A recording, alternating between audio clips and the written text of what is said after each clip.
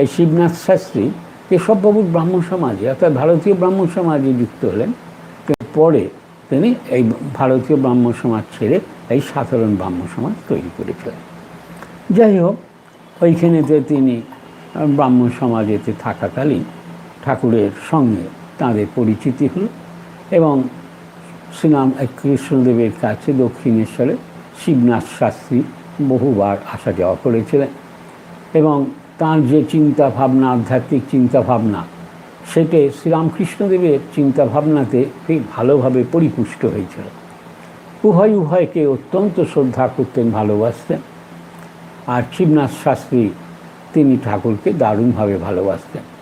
তাই শিবনাথ শাস্ত্রীর সামনে তো আছেন, তাকে দেখে ঠাকুর বলছেন, শিবনাথকে বলছেন, শিবনাথ শাস্ত্রীকে বলছেন, এই যে শিবনাথ, দেখো তোমরা ভক্ত, তোমাদের দেখে বড়ই আনন্দ হয়।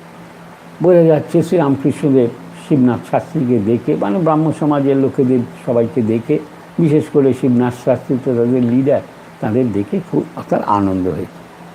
শ্রীরামকৃষ্ণদেবকে বড্ড মানে যে কথাই বলতেন, বড় হাসির সঙ্গে বলতেন এবং হাসি যোগান দিতেন তিনি, এমন কথা বলতেন। তিনি এইবার বলতে লাগলেন যে দেখো গাঁজাখোরের স্বভাব, একজন গাঁজাখোরকে দেখলে আরেকজন গাঁজাখোর ভারী খুশি হয়। শ্রীরামকৃষ্ণদেব বলছেন যে উনি তো ভগবানকে ভালোবাসেন, শিবনাথ শাস্ত্রীও ভগবানকে ভালোবাসেন, তাই দুজনকে যখন ভালোবাসাবাসি হয় একই জিনিসকে নিয়ে, ভগবানকে নিয়ে, তাদের মধ্যে বড় আনন্দ হয়। সেইটাই উনি বলছেন, তোমাদের দেখে বড় খুশি হয়। আবার কিনা গাঁজাখোর আরেকজন এতই আনন্দিত হয়ে যায়, ঠাকুর হাসতে হাসতে বলছে হয়তো তার সঙ্গে কোলাকুলি করে বসে, মানে এক গাঁজাখোর আরেক গাঁজাখোরকে দেখলে কোলাকুলি করে ফেলে, এইরকম বলি। আর শিবনাথ ও সকলের হাস্য। তাহলে রামকৃষ্ণদেব কথা কইলেন, তখন একদিকে আছে আনন্দ আর তার সঙ্গে আরেকদিকে আছে মজা, এই দুটোতে তাহলে ভারী জমে উঠত। তা দেখলাম উনি এসেই এইরকম একটা মজার পরিস্থিতি, পরিবেশ তৈরি করে। শ্রীরামকৃষ্ণদেব আবার আরেকটুখানি বলছেন, দেখো যাদের দেখি ঈশ্বরে মন নাই, তাদের আমি বলি তোমরা একটু ওইখানে গিয়ে বসো।